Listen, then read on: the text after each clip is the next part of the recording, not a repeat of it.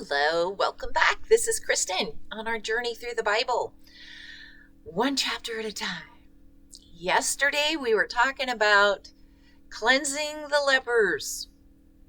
Of course, there's no known cure to man, at least last I checked or heard, but God made provisions for that. So guess who was cleansing them?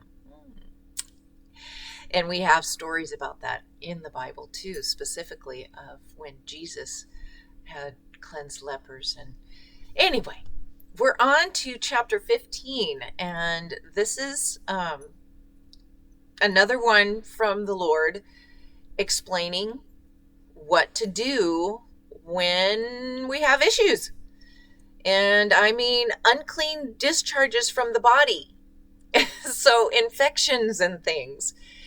You know, it's just amazing. The science in the Bible, all the way back then, it's right in line with what we've got today. Like in this one, like if you have a staph infection or things like that, it was all laid out for us way back when.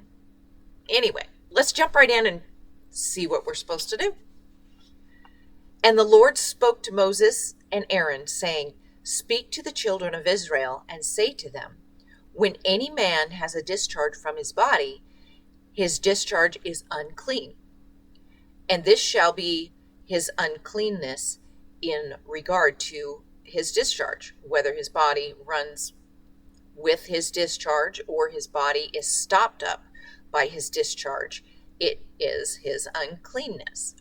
Every bed is unclean on which he who has the discharge lies, and everything on which he sits shall be unclean. And whoever touches his bed shall wash his clothes and bathe in water, and be unclean until evening. He who sits on anything on which he who has the discharge sat shall wash his clothes and bathe in water, and be unclean until evening. And he who touches the body of him who has the discharge shall wash his clothes and bathe in water, and be unclean until evening. If he who has discharge spits on him who is clean, then he shall wash his clothes and bathe in water, and be unclean until evening. And any saddle on which he who has the discharge rides shall be unclean. Whoever touches anything that was under him shall be unclean until evening. He who carries any of those things shall wash his clothes and bathe in water, and be unclean until evening. And whomever the one who has the discharge touches, and has not rinsed his hands in water, he shall wash his clothes, and bathe in water, and be unclean until evening.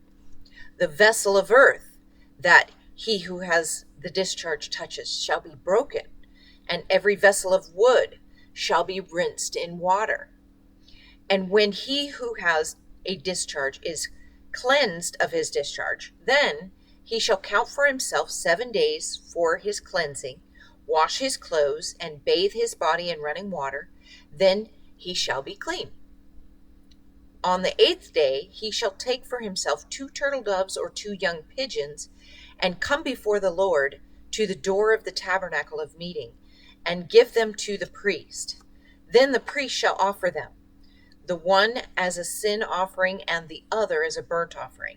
So the priest shall make atonement for him before the Lord because of his discharge. If any man has an emission of semen, then he shall wash his body in water, and be unclean until evening. And any garment and any leather on which there is semen, it shall be washed with water, and be unclean until evening. Also, when a woman lies with a man, and there is an emission of semen, they shall bathe in water, and be unclean until evening.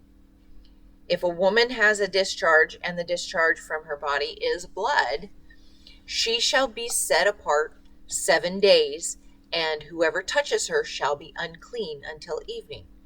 Everything that she lies on during her impurity shall be unclean.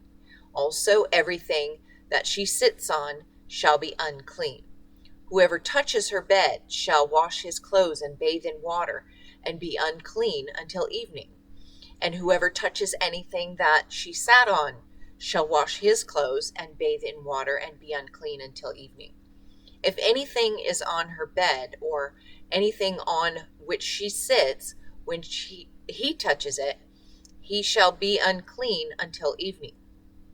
And if any man lies with her at all, so that her impurity is on him, he shall be unclean 7 days, and every bed on which he lies shall be unclean. If a woman has a discharge of blood for many days, other than at a time of her customary impurity, or if it runs beyond her usual time of impurity, all the days of her unclean discharge shall be as the days of her customary impurity. She shall be unclean. Every bed on which she lies, all the days of her discharge, shall be to her as the bed of her impurity, and whatever she sits on shall be unclean, as the uncleanliness of her impurity. Whoever touches those things shall be unclean. He shall wash his clothes and bathe in water and be unclean until until evening. But if she is cleansed of her discharge, then she shall count for herself 7 days, and after that she shall be clean. And on the 8th day she shall take for herself 2 turtle doves or 2 young pigeons, and bring them to the priest to the door of the tabernacle of meeting. Then the priest shall offer the one as a sin offering, and the other as a burnt offering. And the priest shall make atonement for her before the Lord for the discharge of her uncleanness.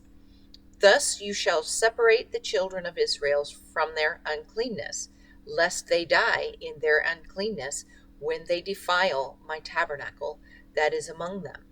This is the law for one who has a discharge, and for him who emits semen and is unclean thereby, and for her who is indisposed because of her customary impurity, and for one who has a discharge, either man or woman, and for him who lies with her, who is unclean. It's so amazing that this was all back 2,000 some years ago, almost 3,000 years ago. There are so many things we know of today that spread in the blood. So, it's dive deeper.